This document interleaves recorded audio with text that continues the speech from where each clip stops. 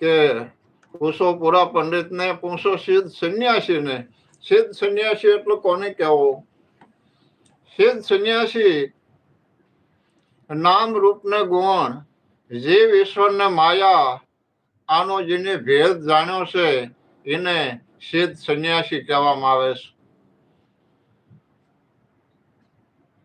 કોઈ ફાકડી રાવ થઈને બાવા થઈ, મોટા દાઢા વધારી અને જંગલમાં જઈને ઝોપડી બેઠા એને સિદ્ધ સંન્યાસી ન કહેવાય કે આને સંન્યાસ લઈ લીધો એટલે સિદ્ધ સંન્યાસી. ના ના, એને સિદ્ધ સંન્યાસી ન કહેવાય, એ બાવા કહેવાય.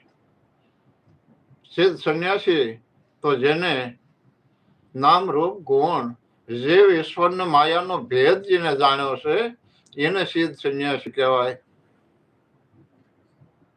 અને એ કોરા કાગળ વાંચી શકે.